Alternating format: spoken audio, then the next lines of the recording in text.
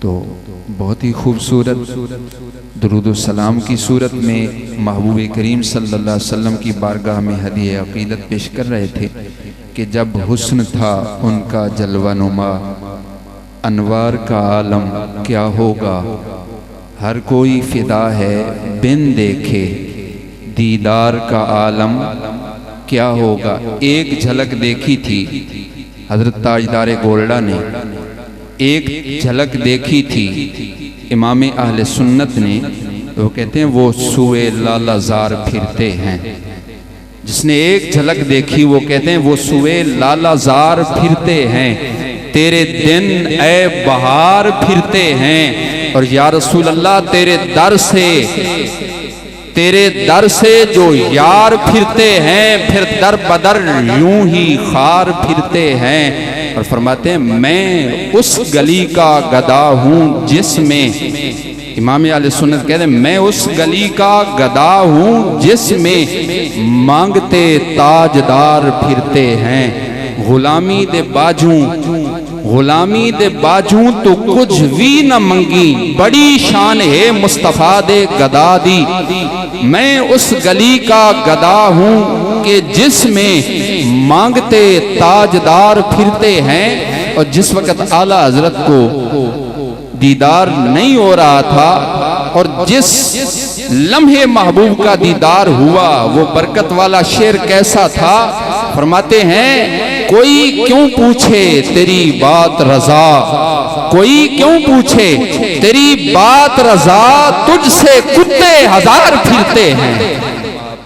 محترم المقام خطیب ذیشان واعظ خوش الہان قاری قرآن حضرت علامہ مولانا قاری محمد آصف رمضان جامی صاحب، میں آپ کو ادب سے نیاز سے التماس کرتا ہوں آپ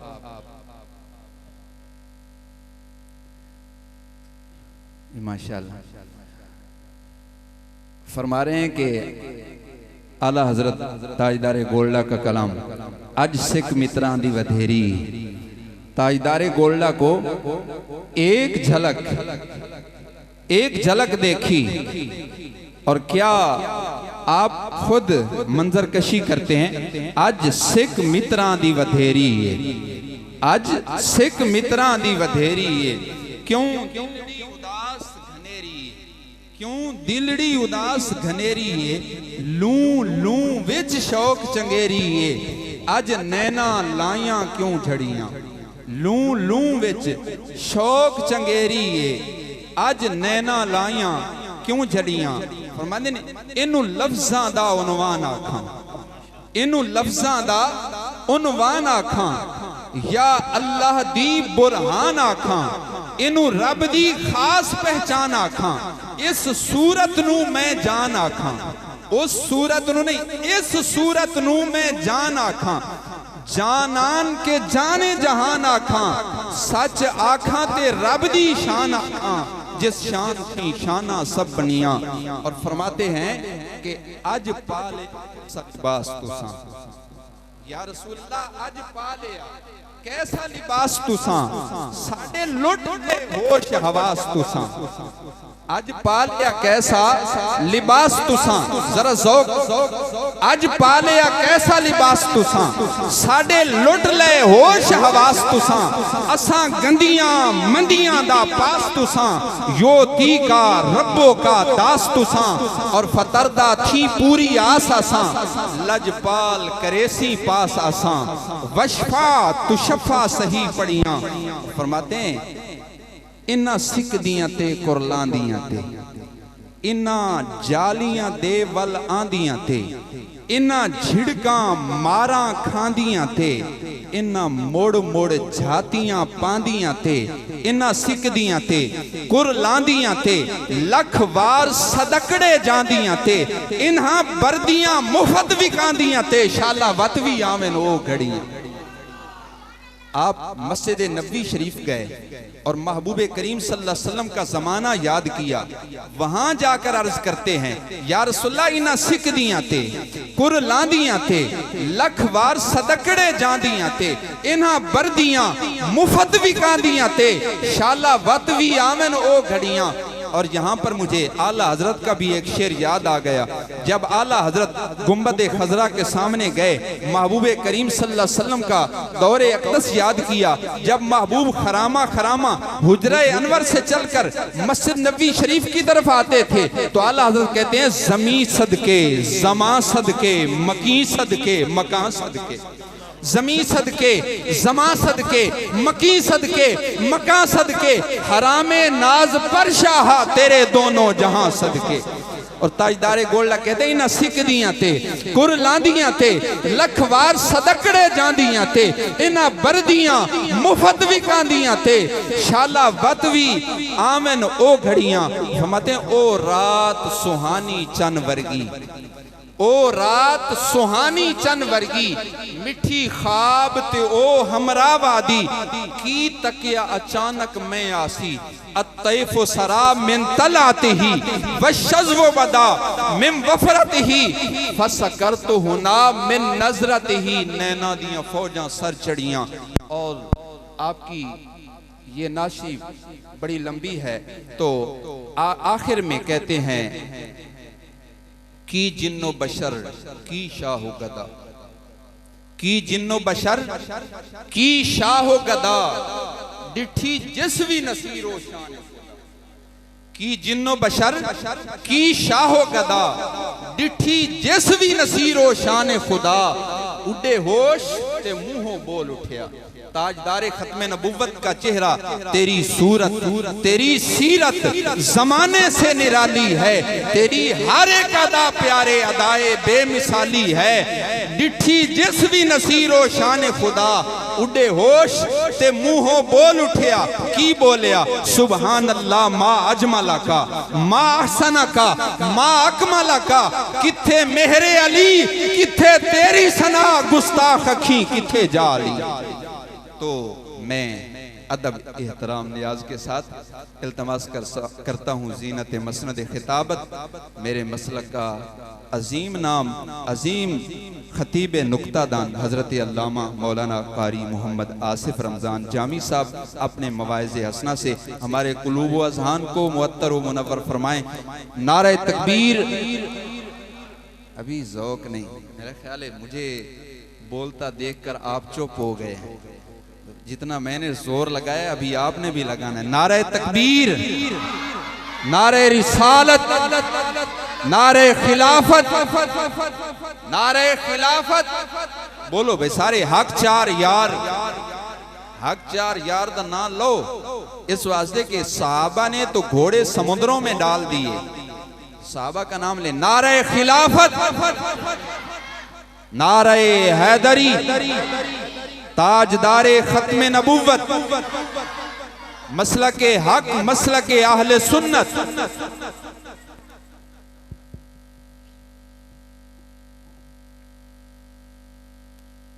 الحمدللہ الحمدللہ رب العالمین، الصلاة والسلام علی اشرف الانبیاء والمرسلین. اما بعد فاعوذ باللہ من الشیطان الرجیم. بسم اللہ الرحمن الرحیم. وَإِذْ قَالَ رَبُّكَ لِلْمَلَائِكَةِ إِنِّي جَاعِلٌ فِي الْأَرْضِ خَلِيفَةً. صدق اللہ العظیم. ان اللہ وملائکتہ یصلون علی النبی یا ایہا الذین آمنوا صلوا علیہ وسلموا تسلیما. تمامی احباب حصول برکت کے لیے درود پاک پڑھ لیں. الصلاۃ والسلام علیک یا رسول اللہ، الصلاۃ والسلام علیک یا حبیب اللہ، الصلاۃ والسلام علیک یا رحمۃ للعالمین، الصلاۃ والسلام علیک یا امام القبلتین.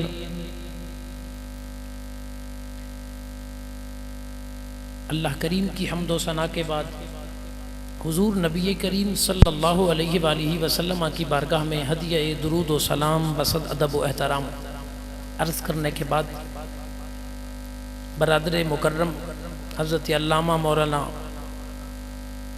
محمد ناصر صاحب گولڑوی، برادر مکرم صاحبزادہ محسن رضا صاحب مدظ اللہ العالی، ثنا خانہ نے گرامی، دوستو، بزرگوں، اللہ کریم کے خاص کرم، اس کی رحمت اور اس کی توفیق سے سالانہ تاجدار ختم نبوت کانفرنس کے اندر ہم سب حاضر ہیں۔ میری دعا ہے اللہ کریم جملہ منتظمین کا انتظام کرنا، معاونین کا مدد کرنا، جملہ حاضرین کا حاضر ہونا، سامعین کا سننا، اور اپنے وقت پر علماء کرام جتنے بیان کریں گے اللہ کریم سب کا سنانا اپنی پاک بارگاہ میں قبول فرمائے، اور اللہ پاک ہم سب کو دونوں جہانوں کی بھلائیاں نصیب فرمائے، آمین ثم آمین۔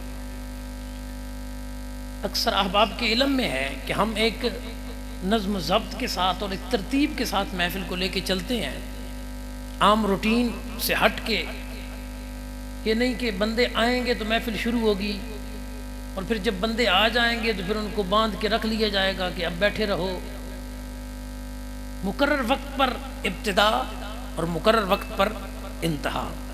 تو 3 گھنٹے کا آج کا ہمارا یہ پروگرام، چونکہ 3 خطابات ہیں، 3 گھنٹے کا پروگرام طے پایا، تقریباً 7:30 سے لے کر 10:30 تک ہم نے اس پروگرام کو انشاءاللہ وقت مقرر پر کلوز کرنا ہے، 11:30 سے 11:45 انشاءاللہ دعا ہو جائے گی۔ علماء کرام اپنے اپنے وقت پر جلوہ فرما ہوں گے اور اپنے اپنے موضوع کے مطابق گفتگو کریں گے۔ خطبہ استقبالیہ کے ضمن میں صاحبزادہ والا شان حضرت علامہ صاحبزادہ پروفیسر ابرار حسین صاحب آپ کے آنے تک چند احکامات شریعت مطہرہ کے میں نے آپ کے گوش گزار کرنے ہیں، توجہ کریں گے تو انشاءاللہ فائدہ ہوگا۔ اور شاید ایک مرتبہ یا 2 مرتبہ کئی سال پہلے اس پہ گفتگو کی ہو، نہیں تو اس موضوع پر گفتگو نہیں کی گئی ہمارے سٹیج پر، جس موضوع پر آج میں آپ حضرات کے سامنے شریعت کے چند احکامات رکھنا چاہتا ہوں۔ بڑا دلچسپ موضوع ہے اور بڑا نیا موضوع ہے۔ جب ساری دنیا کے انسانوں کو حضرات اللہ پاک نے پیدا کیا ہے اور ہر انسان کو ہدایت بھی رب کی بارگاہ سے ملتی ہے، تو پھر نبی کی ضرورت کیوں ہے؟ جب ہر ایک کو ہدایت رب نے دینی ہے، پیدا بھی اسی نے کیا، ہدایت بھی اسی نے دینی ہے، تو پھر سارے انسان صبح اٹھتے اور رب کی ذات کو پہچان چکے ہوتے، فرشتوں کو پہچان چکے ہوتے، آخرت پر ایمان لا چکے ہوتے، یہ نبوت کی ضرورت کیوں پیش آئی؟ ضرورت نبوت ایسے نیا موضوع ہے نا، ضرورت نبوت، نبوت کی ضرورت کیوں ہے؟ اللہ اکبر، ماشاءاللہ۔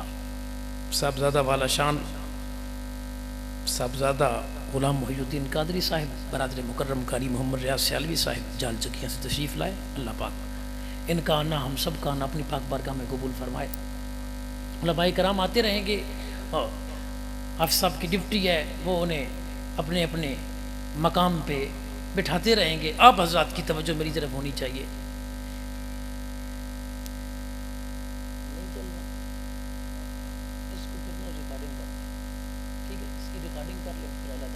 پریشانی ہوگی، بات بات نا لوگ آپ کی طرف توجہ کر رہے ہیں، ٹھیک ہے، اس کی ریکارڈنگ کر لیں، اس کو چھوڑیں آپ لائیو کو، اگر نہیں ہو رہا تو نہیں تو کسی اور پر چلا دیں۔ ضرورت نبوت، نبی کی ضرورت کیوں ہے؟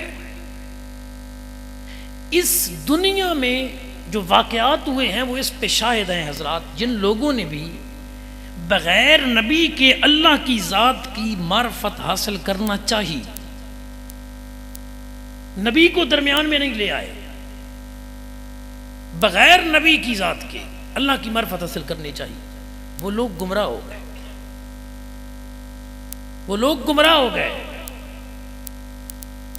اس وقت آپ کے قریب ہے ہندوستان، ان کے ہاں نبوت کا کنسیپٹ نہیں ہے۔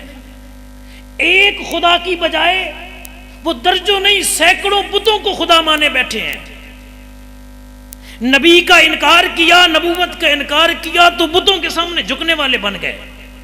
ایک قوم ہے جسے کہا جاتا ہے مجوسی، آگ کے پجاری بن گئے، نبی کا بوا چھوڑا، نبی کی نبوت کو چھوڑا، آگ کے سامنے جھکنے لگ گئے۔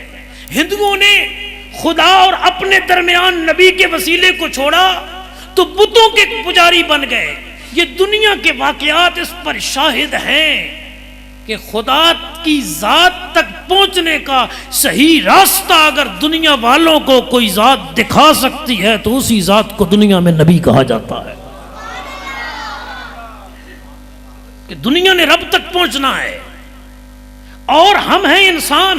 دوسری وجہ عرض کر رہا ہوں، بڑی توجہ حضرات، ہم ہیں انسان اور ہم نے رب کی ذات تک پہنچنا ہے، اور اللہ پاک وحدہ لا شریک ہے، اس کا جو کمال ہے، اس کا جو فیض ہے، ہم میں سے عام انسان میں یہ طاقت ہی نہیں ہے کہ وہ ڈائریکٹ اللہ پاک کا فیض دین کا رب سے حاصل کر سکے۔ عام انسان میں یہ طاقت ہی نہیں ہے۔ میں ایک حدیث آپ کو مثال کے لیے عرض کر دیتا ہوں۔ نبی کریم صلی اللہ علیہ وسلم تشریف لا رہے ہیں، بخاری شریف میں موجود ہے، حضور اونٹنی پر جلوہ کر رہے ہیں اور اونٹنی بیٹھ گئی، نبی اکرم صلی اللہ علیہ وسلم کے چہرہ مبارکہ، پیشانی مبارکہ پہ پسینے ایسے نورانی قطرے بن کے چمک رہے تھے جیسے کائنات کے ہیرے چمک رہے ہوتے ہیں۔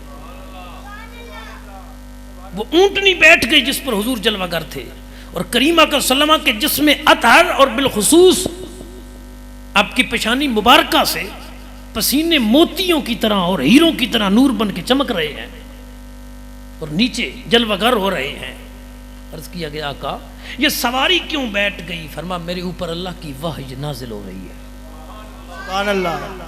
امام الانبیاء صلی اللہ علیہ وسلم کا قلب اطہر دنیا کے تمام سینوں سے طاقتور ہے، لیکن وحی کا نزول ہو رہا ہے۔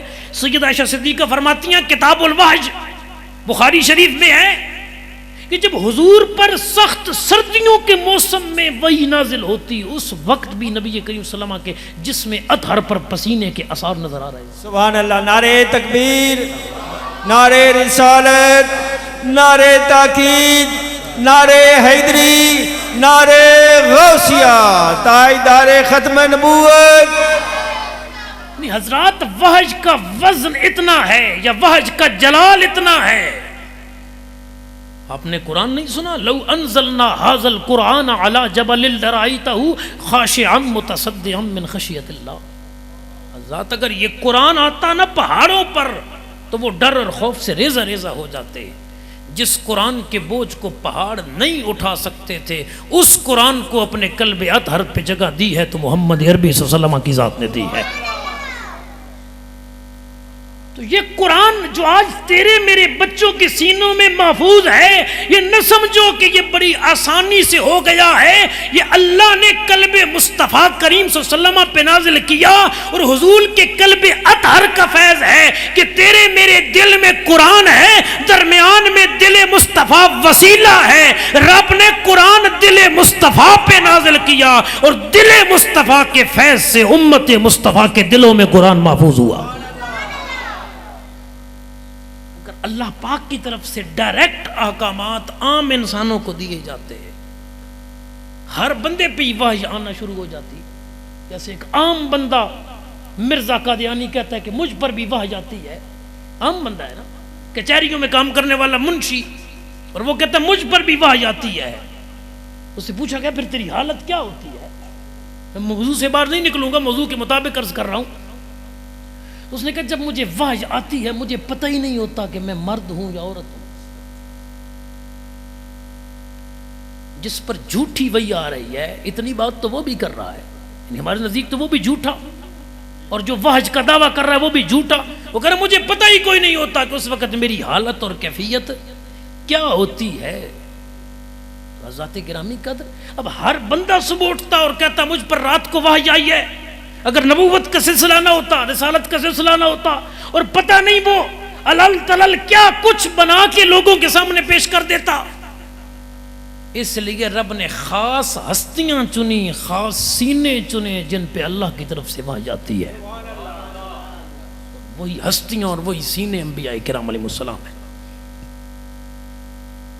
عام انسان صبح اٹھتے، رب کی طرف سے سارے پیغام ان کے سینوں پہ آتے، ان میں یہ طاقت ہی نہیں تھی یہ ڈائریکٹ اللہ پاک کی طرف سے سارے احکامات لے سکتے، حاصل کر سکتے، لیکن ضرورت تھی ان کو کہ کوئی انہیں بتائے کہ زندگی کیسے گزارنی ہے، کوئی انہیں بتائے کہ اللہ وحدہ لا شریک کی ذات کتنی کمال والی ہے، کوئی انہیں بتائے کہ کائنات کی تخلیق کا مقصد کیا ہے۔ تو پھر رب کریم نے اپنے اور اپنے بندوں کے درمیان کچھ ایسی ہستیوں کو واسطہ بنایا جن کو اللہ پاک نے دو طرف عظمتیں عطا فرمائیں۔ ایک طرف کی عظمت یہ ہے کہ وہ حالت نور میں اللہ سے فیض لیتے ہیں دین کا، اور دوسری طرف کی عظمت یہ ہے کہ وہ حالت بشریت میں مخلوق کو فیض دیتے ہیں۔ ہر نبی کو اللہ نے کمال دیا کہ وہ رب کی ذات سے فیض لینے کی طاقت بھی رکھتا ہے اور مخلوق کی طاقت کے مطابق مخلوق کو فیض دینے کی طاقت بھی رکھتا ہے، اور یہ خصوصیت عام انسان میں نہیں ہو سکتی کہ ڈائریکٹ اللہ پاک کا پیغام سنے بھی صحیح پھر بندوں کو سمجھائے بھی صحیح، عام انسان میں نہیں۔ تو خاص ہستیاں چاہیے تھیں، ان خاص ہستیوں کو نبی کہتے ہیں۔ تو ضرورت نبوت اس لیے پیش آئی حضرات گرامی قدر، کائنات عالم کی تخلیق کے بعد لوگوں کی ہدایت کے لیے نبی اس لیے آئے تاکہ اس دنیا کے لوگوں کا رابطہ رب سے قائم رہے، اور رابطے کا ذریعہ اللہ پاک نے نبیوں اور رسولوں کو بنا کے دنیا میں جلوہ گر فرمایا۔ اچھا، پھر کوئی کہہ سکتا ہے اس پر کہ حضرت کتاب آ جاتی، یہ بھی تو کافی تھا نا، اور کوئی یہ بھی کہہ سکتا ہے کہ آج بھی تو صرف کتاب ہی ہے۔ کہنے والے کہتے ہیں نا جی صرف کتاب کافی تھی، میں نے کہا کتاب آ جاتی اور کتاب کو سمجھانے والا ہی کوئی نہ ہوتا جی، کتاب آ جاتی رب کی طرف سے، سمجھانے والا ہی کوئی نہ ہوتا، تو پھر حضرت زمین سے کتاب اٹھاتے اور آپ عرش الہیہ کے پار جاتے جی، لا مقام جاتے، کہاں جاتے؟ رب سے کہاں جا کے پوچھتے کہ مالک الحمدللہ رب العالمین کا معنی کیا ہے، الرحمن الرحیم کا معنی کیا ہے، اقیم الصلاۃ وآتوا الزکاۃ کا معنی کیا ہے؟ اور غلاموں نے بھی حد کر کی، بخاری کے لفظ ہیں، عرض کیا سونا نماز کیسے پڑھنی ہے؟ نبیوں کے تاج نے فرمایا، نبیوں کے تاجدار نے فرمایا، امام الانبیاء صلی اللہ علیہ وسلم کے غلاموں کے اس سوال کے جواب میں جب عرض کیا آقا کہ نماز کیسے پڑھنی ہے، فرمایا صلو کما رأیتمونی، پڑھو جیسے مجھے دیکھتے ہو، پڑھو جیسے مجھے دیکھتے ہو، یعنی مجھے دیکھتے جاؤ، جیسے میں کرتا ہوں ویسے کرتے جاؤ، جہاں کھڑا ہوں وہاں کھڑے ہو، جہاں رکوع کروں وہاں رکوع کرنا، جہاں جلسہ کروں وہاں جلسہ کرنا، جہاں قومہ کروں وہاں قومہ کرنا، جہاں میں قادے کے لیے بیٹھوں تشہد کے لیے قادے میں وہاں بیٹھ جانا، میری اداؤں کے مطابق اوپر نیچے ہونے رہنا، تمہاری نماز بھی ہو جائے گی، عبادت خدا بھی ادا ہو جائے گی۔ صرف کتاب آتی حضرات، اور کوئی پوچھتا کہ اس میں لکھا کیا ہے، کون سمجھائے؟ نبی اور رسول ساتھ نہ آتے تو ہمیں سمجھ کوئی نہ آتی، تو رب نے کرم بالائے کرم کیا، اس نے نبی بھی بھیجے، نبیوں کے ساتھ کتابیں بھی بھیجی۔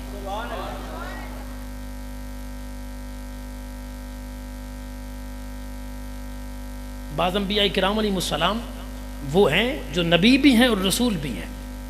رسول صاحب کتاب ہوتا ہے اکثر علماء کے نزدیک، اور بعض وہ ہیں جو صرف نبی ہیں۔ رسول کا درجہ نبی کے درجے سے بڑا ہے، کیونکہ رسول نبی بھی ہوتا ہے اور رسول بھی ہوتا ہے، ٹھیک ہے جی۔ نبی کا درجہ رسول کے درجے سے کم ہے۔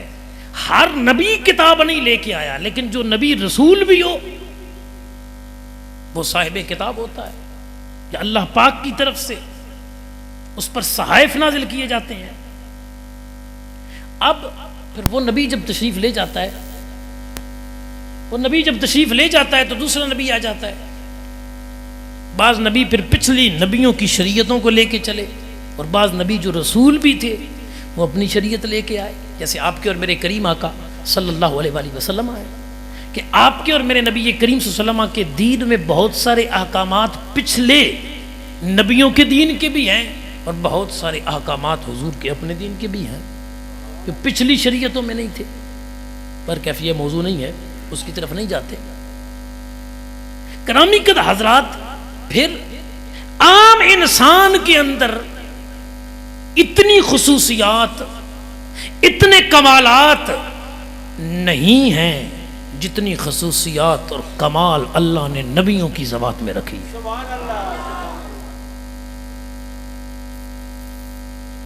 کتاب ہوتی ہم پڑھتے، آنکھیں ہوتی ہم تکتے، لیکن کبھی آنکھیں بھی تو دھوکہ کھا جاتی ہیں. عقل ہوتی ہم عقل پہ پرکھتے، لیکن کبھی عقل سے بھی غلطی ہو جاتی ہے. جہاں آنکھ بھی غلطی کر جاتی، جہاں عقل بھی غلطی کر جاتی، جہاں عام دنیا کے بندے کے لکھی ہوئی کسی کتاب کا کوئی مسئلہ سمجھ نہ آتا، وہاں کوئی ذات ایسی ہونی چاہیے تھی جو عقل کی غلطی کی بھی اصلاح کرتی، جو آنکھ کی غلطی کی بھی اصلاح کرتی، اور اس کی اصلاح اتنی کامل ہوتی کہ اس اصلاح میں کوئی شک نہ ہوتا. وہ ہستیاں جن کو اللہ نے نبی بنایا ہے، ان کو معصوم عن الخطا بنایا ہے کہ ان کی ہستیاں وہ ہیں، ان کی عقل بھی کمال والی، ان کا علم بھی کمال والا، ان کی کائنات میں کردار بھی کمال والا، تاکہ دنیا والوں نے جو دین سمجھنا ہے عقل پہ پرکھیں گے گمراہ ہو جائیں گے، نبی کی سنت سے سمجھیں گے تو بیڑا پار ہو جائے. نعرے تکبیر، نعرے رسالت، نعرے تاکید، نعرے حیدری، نعرے غوثیہ، پیر سیال پیر سیال، لاجپال لاجپال، نعرے حیدری. اللہ اکبر کبیرہ. آپ کی اور میری عقل جہاں ٹھوکریں کھا جاتی، آپ کی اور میری آنکھیں جہاں دھوکہ کھا جاتی، آپ اور میں جہاں دنیا کے معاملات ظاہری طور پہ سمجھتے صحیح کر رہے ہیں، تو کوئی ایسی ہستی ہونی چاہیے تھی جو بتاتی صحیح وہ نہیں ہے جو تیری عقل کہتی ہے، صحیح وہ ہے جو رب کی شریعت کہتی ہے. تو وہی رب کی شریعت لانے والے کو ہی تو نبی کہا جاتا ہے حضرات. جو رب کی طرف سے شریعت لائے اسے نبی کہتے ہیں. اچھا، پھر انسان کی فطرت کیا ہے؟ طبی طور پر مزاجن انسان کی فطرت میں ہے کھانا، ہے نا؟ انسانوں کی فطرت میں پینا، سونا، آرام کرنا، جی شادی بیاہ، ازدواجی زندگی کے معاملات، بیوی بچوں سے پیار، کاروبار، نوکریاں، یہ ساری انسانی جسم کی ضروریات ہیں، فطری ضروریات ہیں. اچھا، اب نبی نہ آتا اگر کائنات میں کوئی بھی، تو پھر ایک بندہ سوتا تو ہو سکتا ہے 3-4 دن سوتا رہتا، اس کے پاس بیلنس ہی کوئی نہ ہوتا، سونے نظام کوئی نہیں ہے نا، اپنی مرضی سے جو سونا ہے. کھاتا تو اپنی مرضی سے 5-5 6-6 ٹائم 7-7 ٹائم کھاتا رہتا. جی کوئی بندہ انلیمیٹڈ شادیاں کرتا جس طرح آج کافر کر رہے ہیں جو نبی کو نہیں مانتے. جی نظام وہاں کیا چل رہا ہے؟ 1 2 3 4 5 6 7 8 9 10 حد ہی کوئی نہیں ہے. نہ نکاح نہ طلاق، جسے مرضی گرل فرینڈ بناؤ، جسے مرضی بوائے فرینڈ بناؤ. تو کوئی ہستی ایسی ہونی چاہیے تھی جو بتاتی کہ کھانا ہے تو اس کا اعلیٰ طریقہ کیا ہے، پینا ہے تو اس کا اعلیٰ طریقہ کیا ہے، اگر شادی کرنی ہے، نکاح کرنا ہے تو اس کی حد کیا ہے، ازدواجی معاملات ہیں تو اس کی حد کیا ہے. انسان حیوانوں کی طرح ہر وقت کھاتا نہ رہے، انسان پرندوں کی طرح ہر وقت ادھر ادھر گھومتا نہ رہے، انسان کیڑے مکوڑوں کی طرح ہر وقت زمین کے ساتھ چمٹا ہوا سوتا نہ رہے.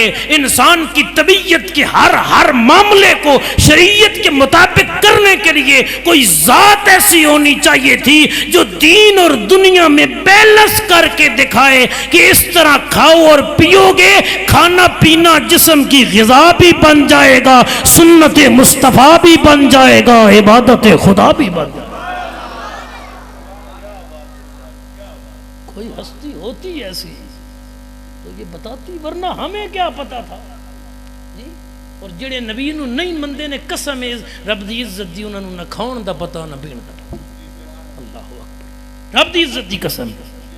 جی میں ایک حدیث سنا دوں آپ کو، توجہ ہے آپ کی؟ بڑی مشہور اور آسان حدیث ہے. نبی پاک صلی اللہ علیہ وسلم نے فرمایا دائیں ہاتھ سے کھاؤ، بسم اللہ پڑھ کے کھاؤ، جو سامنے ہے اس سے کھاؤ. ٹھیک ہے، دائیں ہاتھ کے ساتھ کھاؤ، نمبر 1. نمبر 2 بسم اللہ پڑھ کے کھاؤ. نمبر 3 جو سامنے ہے نا، تمہارے سامنے پڑا ہے وہ کھاؤ.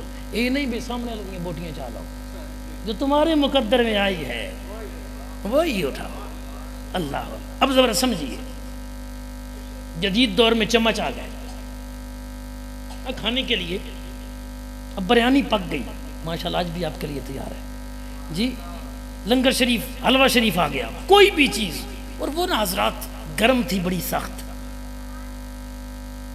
اب حضور کی سنت اور حضور کے طریقے اور حضور کی حدیث کو 1 منٹ کے لیے ایک طرف رکھیں اور آپ اپنے معاملات کے اندر، اس کے اندر بریانی ڈالی، اس کے اندر حلوہ لیا اور چمچ لے کے منہ میں گئے.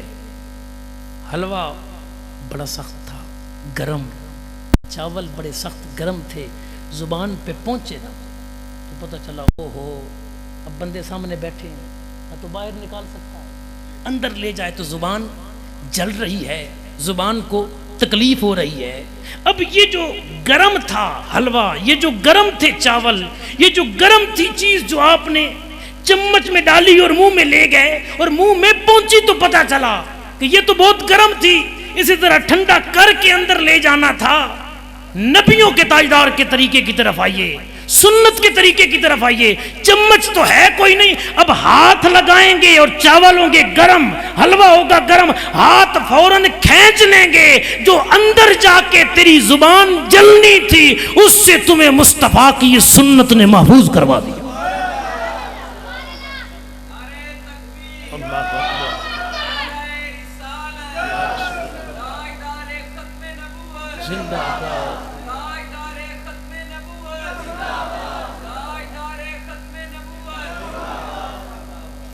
اللہ اکبر. حضرات گرامی توجہ تو کیجئے، جو نبوت کو درمیان سے نکال دے وہ کبھی بتوں کے سامنے جھکتا ہے، کبھی آگ کا پجاری بن جاتا ہے، کبھی سورج کو خدا مان بیٹھتا ہے، کبھی چاند کو خدا مان بیٹھتا ہے، کبھی ستاروں کو خدا مان بیٹھتا ہے، اور کبھی کبھی وہ گائے کا پیشاب تک پینے والا بن جاتا ہے کیونکہ نبوت کو نہیں مانا. اور رب کریم نے اے مسلمان تجھے مجھے وہ عقیدہ دیا ہے کہ ہم نے رب کریم کی وحدانیت کو بھی مانا ہے، انبیاء کی نبوت کو بھی مانا ہے، امام الانبیاء صلی اللہ علیہ وسلم کی رسالت کو بھی مانا ہے. اور نبی اور رسول وہ راستہ دیتے ہیں جو بندے کو در در پہ جھکاتا نہیں ہے، وہ راستہ بندے کو سیدھا بارگاہ خدا میں لے کے جاتا ہے. اقبال اپنی بولی میں سے کہتا ہے یہ ایک سجدہ جسے تو گراں سمجھتا ہے. جی ایک کو رب نو سجدہ، اسلام یہی کہتا ہے. سکے ماں باپ کو سجدہ کرنا ہماری شریعت میں جائز نہیں، پیر صاحب کو سجدہ کرنا جائز نہیں، صاحب مزار کو سجدہ کرنا جائز نہیں، نہ سجدہ تعظیمی اس شریعت میں جائز، نہ سجدہ عبادت جائز. پچھلی شریعتوں میں سجدہ تعظیمی جائز تھا کہ ادب اور احترام کی وجہ سے کسی ہستی کو سجدہ کیا جاتا. جس طرح یوسف علیہ السلام کو آپ کے بھائیوں نے سجدہ کیا، آپ کے والد ماجد نے سجدہ کیا. جس طرح آدم علیہ السلام کو ملائکہ نے سجدہ کیا، یہ سجدہ تعظیمی تھا. سجدہ عبادت پچھلی شریعتوں میں بھی صرف اللہ کی ذات کے لیے تھا، اور سجدہ تعظیمی بعض ہستیوں کو ہوا ہے پچھلی شریعتوں میں. اور حضور کی شریعت میں سجدہ تعظیمی بھی کسی انسان کے لیے کرنا جائز نہیں ہے، حرام ہے. سجدہ عبادت کریں گے کسی انسان کو، زندہ یا مردہ کو، قبر کو یا پتھر کو، تو پھر تو ہوگا شرک کہ اسے خدا سمجھ رہے ہیں، عبادت کے لائق سمجھ رہے ہیں، اور سجدہ تعظیمی کر رہے ہیں. علماء مفتیان کرام بیٹھے ہیں. سجدہ تعظیمی بھی اس شریعت میں، جو شریعت آپ کی اور میری ہے، جو حضور نے ہمیں عطا کی ہے، اس میں حرام ہے. تو یہ مصطفیٰ کی شریعت ہے جو تمہیں کسی پتھر اور کسی آگ اور کسی چاند ستارے کے سامنے نہیں جھکاتی، تمہیں جھکاتی ہے تو صرف رب کی بارگاہ میں جھکاتی ہے. یہ ایک سجدہ جسے تو گراں سمجھتا ہے. اب بھارا تو ہے نا, قرآن پہ کہتا ہے اقیموا الصلاۃ وآتوا الزکاۃ وارکعوا مع الراکعین اتأمرون الناس بالبر وتنسون انفسکم وانتم تتلون الکتاب افلا تعقلون واستعینوا بالصبر والصلاۃ وانہا لکبیرۃ. واستعینوا بالصبر والصلاۃ, جی مدد چاہو نماز اور صبر کے ذریعے. اگلے لفظ کی وانہا لکبیرۃ, یہ بڑا بڑا کام ہے, نماز بڑی بھاری ہے. وانہا لکبیرۃ, یہ بھاری ہے. یا اللہ یہ بھاری ہے تو پھر بہت سارے لوگ کیسے پڑھ لیتے ہیں؟ تو قرآن نے آگے استثناء بیان کیا وَإِنَّهَا لَكَبِيرَةٌ إِلَّا عَلَى الْخَاشِعِينَ, بڑی بھاری ہے لیکن جن کے دل جھکنے والے ہوں گے ان عاجز لوگوں پہ بھاری نہیں ہوگی. اور کملی والے نے نکھیڑ کے رکھ دیا. میرے کریم رسول صلی اللہ علیہ وسلم فرماتے ہیں, بخاری اور مسلم میں ہے, فرمایا فجر کی نماز اور عشاء کی نماز منافق پہ بھاری. فجر اور عشاء کی نماز منافق پہ بھاری ہے. یہ بھاری ہے لیکن مومنوں پہ نہیں, منافقوں پہ ہے بھاری. ایڈا سوکھا کام نہیں. 5 ٹائم رب دے بوئے تے آنا. خوش نصیب لوگ ہیں جو چنے جاتے ہیں, جی جو چنے جاتے ہیں اللہ کریم کی بارگاہ میں حاضری کے لیے. تو گرامی قدر حضرات, یہ ایک سجدہ جسے تو گراں سمجھتا ہے, یعنی جنہوں بھارا سمجھتا ہوں بہت اوکھا کم میں, 1000 سجدے سے دیتا ہے آدمی کو نجات. وہ جڑا در تے ون جھکنا ہی نا, ہندوؤں دا مٹھے دا خدا ہور, نمکین دا ہور, بادلاں دا ہور, سمندر چون تا خدا ہور, شادیاں کرانی ہون تو انہاں دا خدا ہور, ہر مسئلے دا خدا ہور. اے مومن مسلماناں دا ایک اللہ وحدہ لا شریک خدا ہے جڑا اتنا کامل ہے. جیو جی ابھی مومن دا مسئلہ ہوئے میرے رب دی ذات اپنی رحمت اور کرم نال حل فرما دے. نعرے تکبیر, نعرے رسالت, نعرے تاکید, نعرے حیدری, نعرے غوثیہ. سبحان اللہ. اللہ اکبر کبیرہ.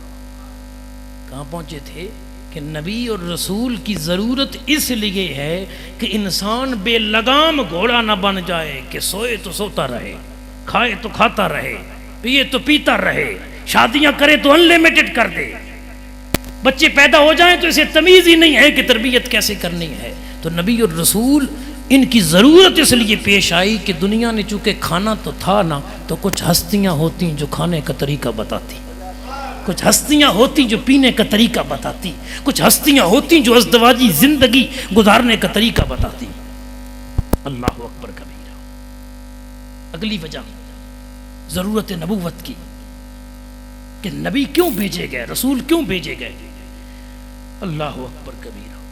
کتاب صرف آ جاتی نا, اگر صرف کتاب آ جاتی تو مسئلے تو لکھے ہوتے. سر میں نے پہلے اشارہ دیا آپ کو کہ قرآن میں ہے اقیم الصلاۃ, کتاب آ جاتی, حکم ہوتا نماز پڑھو, نماز پڑھو, لیکن کیسے پڑھنی ہے. حکم تو ہے, قولی حکم تو ہے, لیکن فعلی پریکٹی طور پہ, عملی طور پہ کر کے دکھانے والا بندہ کوئی نہ ہوتا کہ پڑھنی کیسے ہے. جی تو دنیا کے لیے عمل کرنا مشکل ہوتا.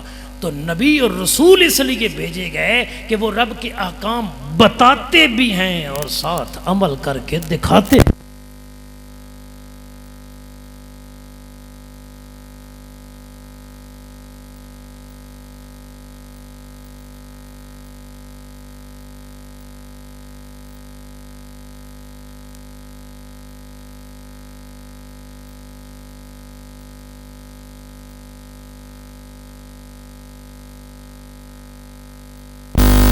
کہ ہر نبی کر رہا عصا مبارکہ سے پتھر سے پانی کے چشمے جاری کیے.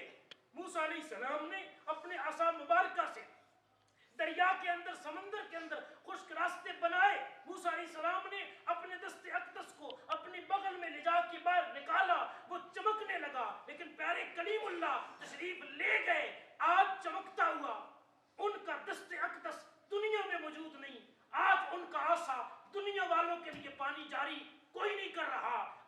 کا آسا دنیا والوں کے لیے دریا کے اندر خشک راستے کوئی نہیں بنا رہا. نبی اور رسول رہے، ان کے معجزے رہے، نبی اور رسول تشریف لے گئے، معجزے باقی ان کے بعد نہیں رکھے گئے. یہ ختم الانبیاء، امام الانبیاء، خاتم الانبیاء جناب محمد مصطفیٰ صلی اللہ علیہ وسلم کی ذات کا فیض اور نور تو دیکھو. مصطفیٰ تو گنبد خضرا میں چلے گئے، لیکن مصطفیٰ کا زندہ معجزہ قرآن ہر مومن کے سینے میں بھی موجود ہے، مسلمان کے گھر میں بھی. زندگی کیسے گزاری؟ دو چار باتیں تو آپ کو انجیل وغیرہ میں مل سکتی ہیں، لیکن تفصیل نہیں. لیکن یہاں میں صدقے جاؤں غلاموں سے جنہوں نے حضور کو نبی مانا تو ہم نے بھی ہے نا، لیکن ابو بکر و عمر عثمان و علی طلحہ و زبیر نے دیکھ کے مانا. جی انہوں نے صرف دیکھ کے نبی نہیں مانا، انہوں نے نبی کی ہر ادا کو جانا بھی، مانا بھی، اور زندگی میں یوں لاگو کیا کہ بعد میں وہی تحریر کی صورت میں لکھ کے حضور کی امت مسلمہ کے لیے قیامت تک سیرت کا نمونہ بن گئی. عبداللہ بن عمر رضی اللہ تعالی عنہما کے پاس ایک بندہ آیا، صحیح بخاری میں موجود ہے. اس نے کہا کملی والے کی داڑھی مبارکہ کتنی تھی؟ حضور کی داڑھی کتنی تھی؟ عبداللہ بن عمر نے اپنا قبضہ لیا، اپنا ہاتھ، یہ مٹھ قبضہ اپنی داڑھی پہ رکھا. قبضے میں جو بال آئے نا وہ کر کے دکھائے. فرمایا جس طرح یہ میرے قبضے میں بال آئے ہیں نا، جتنی یہ داڑھی ہے کملی والے کی داڑھی مبارک بھی ایسے ہی قبضے کے مطابق تھی. اللہ اکبر. حضرت خباب حضور کے صحابی ہیں، صحیح بخاری میں یہ حدیث بھی. کسی نے پوچھا کہ نبی پاک صلی اللہ علیہ وسلم ظہر اور عصر میں قرات کرتے تھے؟ ظہر عصر میں حضور قرات کرتے تھے. اور آپ سارے جانتے ہیں ظہر اور عصر میں قرات امام صاحب کریں دیتے ہیں، نہیں آہستہ کرتے ہیں. ٹھیک ہے، کرتے ہیں، کرنے کا انکار نہ کریں. تو ان نے پوچھا حضور کرتے تھے؟ کہا ہاں کرتے تھے. آپ نے بھی جواب یہ نہ تھا، کرتے ہیں لیکن آہستہ. تو یہی سوال تو سائل نے کیا. اس نے کہا حضرت خباب جب حضور آہستہ کرتے تھے تم پیچھے کھڑے ہوتے تھے، حضور کی پشت انور تمہاری طرف، حضور کا چہرہ انور قبلے کی طرف، تم پیچھے ہو، حضور کا چہرہ انور آگے ہے اور اونچا تو حضور پڑھ کوئی نہیں، تمہیں کیسے پتہ چلتا تھا کہ قرات کر رہے ہیں؟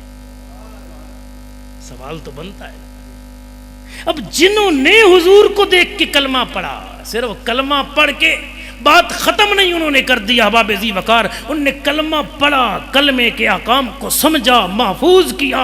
حضور کی امت کے لیے قیامت تک کے لیے حضور کی سیرت محفوظ ہوئی ان ہستیوں کی وجہ سے. گرامی قدر حضرات، حضرت خباب کہنے لگے کرتے تھے. تمہیں کیسے پتہ چلتا تھا؟ کہ میں دیکھتا تھا نماز میں حضور کی داڑھی مبارکہ ہل رہی ہوتی تھی. اللہ اکبر کبیرہ. ایسی نمازیں کوئی پڑھ سکتا ہے آج؟ جی ایسی کوئی آج پڑھ سکتا ہے جیسی نمازیں حضور کے صحابہ نے پڑھی؟ حضور کی اتنی محبت میں ڈوب کے کہ پڑھ نماز رہے تھے اور تک مصطفیٰ کے چہرے انور کو رہے تھے.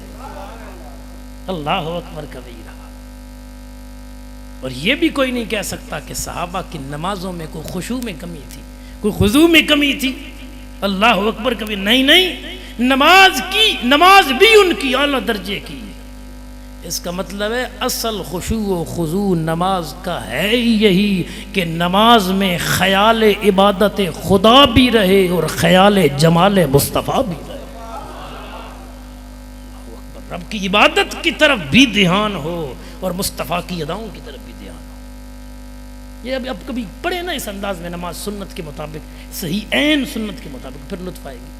وہ بیٹھے ہیں شاہ صاحب چکرالہ میں نے درس دیا تو مسلم شریف کی یہ حدیث پیش کی میں نے کہ نبی پاک صلی اللہ علیہ وسلم نے فرمایا مجھے 6 ہڈیوں پر سجدہ کرنے کا حکم دیا گیا ہے. کتنی ہڈیوں پر؟ 6 ہڈیوں پر. 2 پاؤں کی، 2 گھٹنوں کی، 2 ہاتھ کی اور چہرے کو گنا گیا 1. اس میں پیشانی اور ناک دونوں لگانا ہے. فقہائے حناف کے نزدیک واجب ہے ناک کی ہڈی بھی لگنا اور پیشانی بھی لگنا. جی تو آقا نے فرمایا مجھے 6 ہڈیوں پر سجدہ کرنے کا حکم دیا گیا ہے. جی 7 ہڈیوں پر سجدہ کرنے کا حکم دیا گیا ہے. تو یہ 2 ہاتھ، 2 پاؤں، 4، 2 گھٹنے، 6 اور چہرہ اور پیشانی یہ 8 بنی اور چہرے کو چونکہ ایک گنا گیا وہ 7 ہڈیوں پر حضور نے فرمایا مجھے سجدہ کرنے کا حکم دیا گیا ہے. اب جب آپ ان 7 ہڈیوں کو حضور کے حکم کے مطابق سجدے میں لگائیں گے نا ہڈیوں کو بھی لطف آئے گا اور مصطفیٰ کی ادا کا تمہیں بھی لطف آئے گا.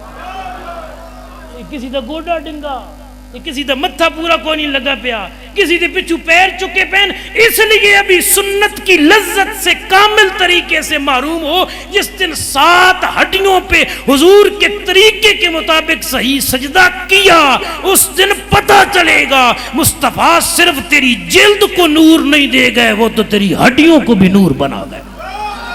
نعرہ تکبیر، نعرہ رسالت، نعرہ تاکید، نعرہ حیدری، نعرہ غوثیہ.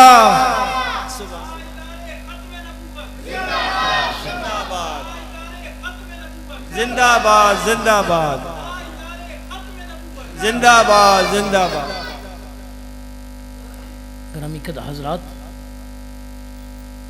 اس لیے نبی پاک صلی اللہ علیہ وسلم کی سیرت حضور کی امت کے لیے چونکہ محفوظ کروائی گئی کہ قیامت تک حضور کی امت نے چلنا ہے قیامت تک. تو کوئی یہ نہ کہے کہ تاجدار ختم نبوت کے نعرے تو لگا رہے ہو بتاؤ تو صحیح تاجدار ختم نبوت کی شان والے نبی کا کھانا کیسا تھا.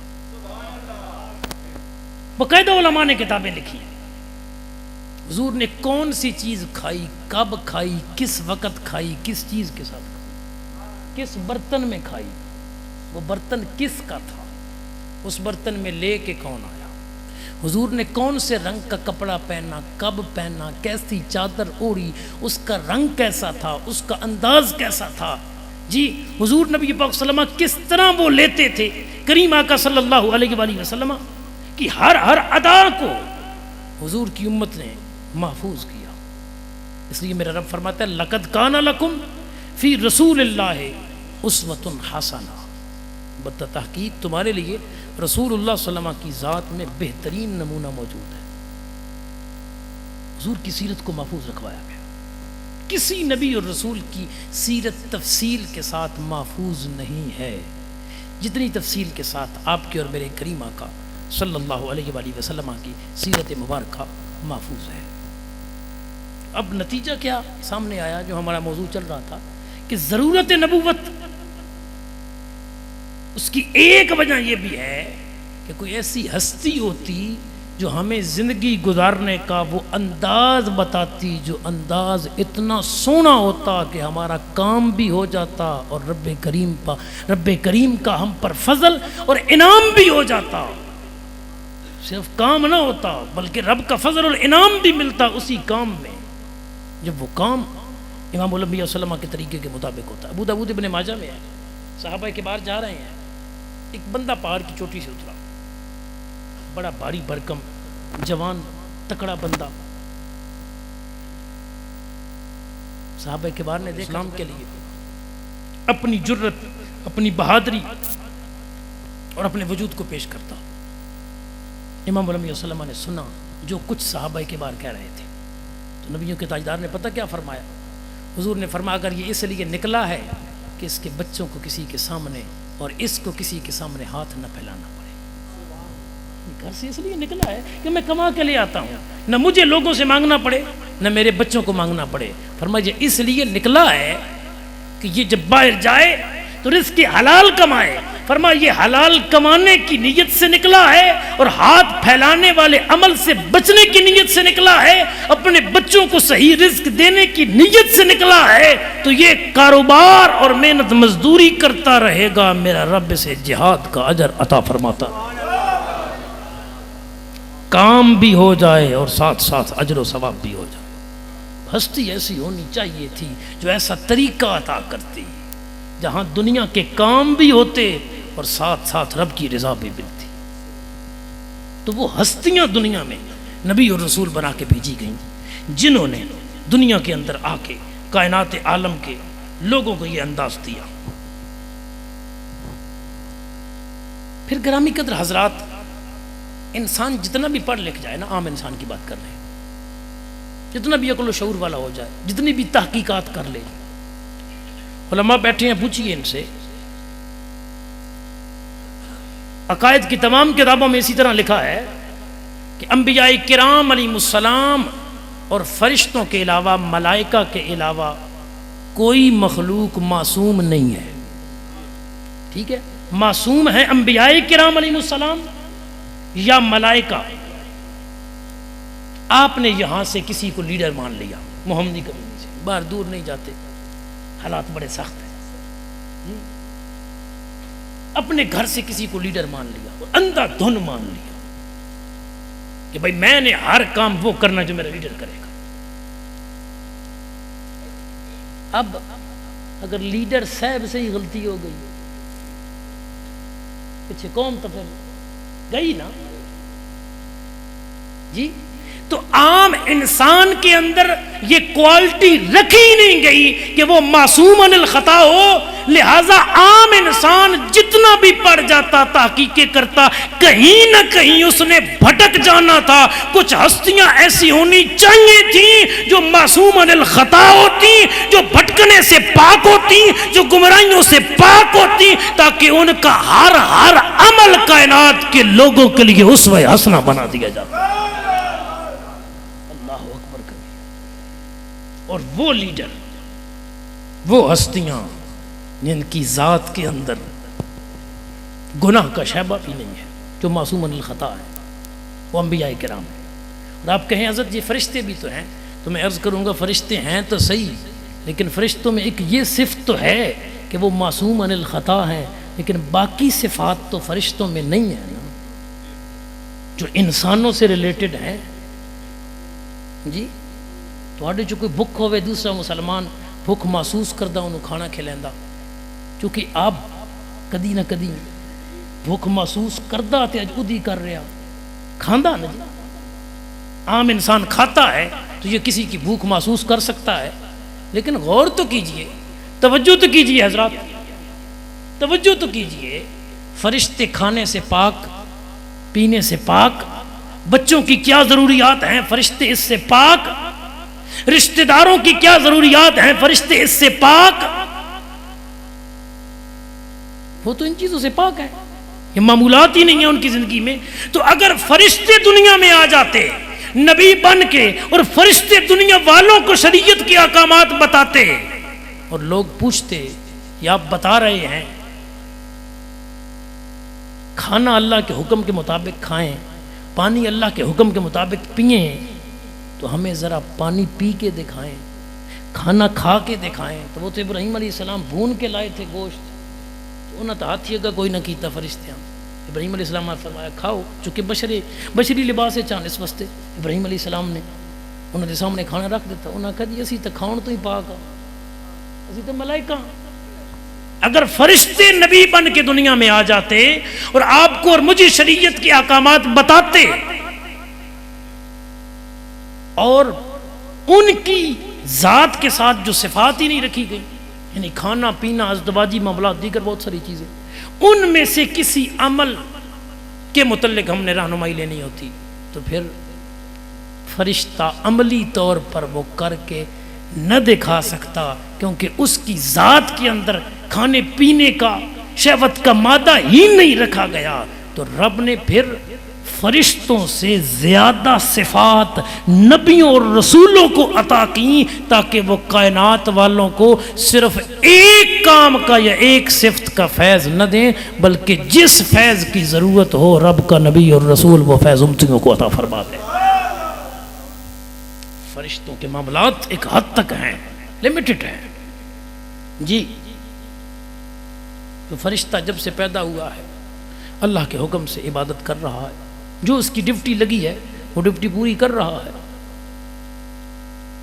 اور وہ کرتا رہے گا قیامت تک. لیکن انسانی زندگی میں بہت سارے تغیرات اور بہت ساری تبدیلیاں آتی ہیں، اور پھر عجیب انداز ہے.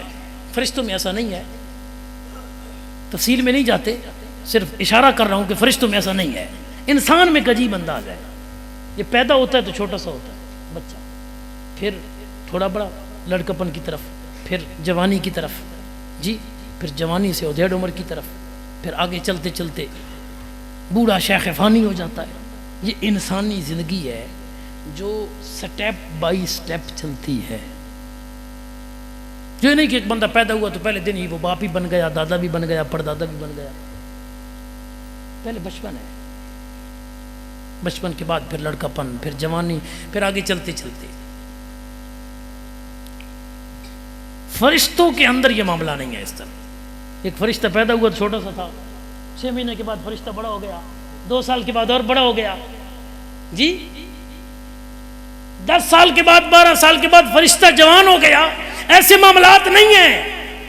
ضرورت نبوت اس لیے بھی تھی دنیا والوں کو، نبی کی ضرورت اس لیے بھی تھی کہ انسان کی تخلیق، انسان کی عمر، انسان کی زندگی وہ سٹیپ بائی سٹیپ چلنی تھی، اور فرشتہ پیدا ہوتا ہے جس حال میں ہوتا ہے اسی حال میں زندگی گزارتا ہے۔ انسان کی زندگی میں 24 گھنٹوں میں کئی تبدیلیاں ہوتی ہیں، تو کوئی ہستی ایسی ہونی چاہیے تھی جو ہر تبدیلی میں خدا کے دین کا نور سے عطا کرتی۔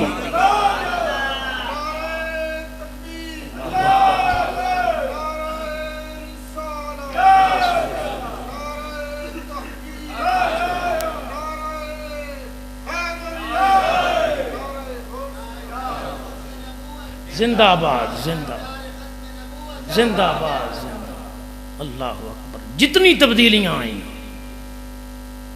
جی، جتنی تبدیلیاں آئیں انسانی زندگی کے اندر، نبیوں کے تاجدار نے ان تمام تبدیلیوں کے مراحل کا جو حسن والا طریقہ تھا وہ اپنی امت کو عطا فرما دیا۔ تو حضور کی سیرت بھی محفوظ رکھی گئی، اور نبی پاک صلی اللہ علیہ وآلہ وسلم آپ کی ذات کو قیامت تک کے لیے نبی بنا کے بھیجا گیا۔ چونکہ قبلہ صاحبزادہ صاحب تشریف لا چکے ہیں، میں انہی الفاظ پر اکتفا کرتا ہوں، اور قبلہ ناصر صاحب حضرت صاحب کو بلا تاخیر دعوت خطاب دیں گے تاکہ وقت مقررہ پر ہمارے معمولات ہوں۔ اللہ پاک جملہ علماء کرام میرے دائیں بائیں کثیر تعداد میں دور و نزدیک سے تشریف لائے۔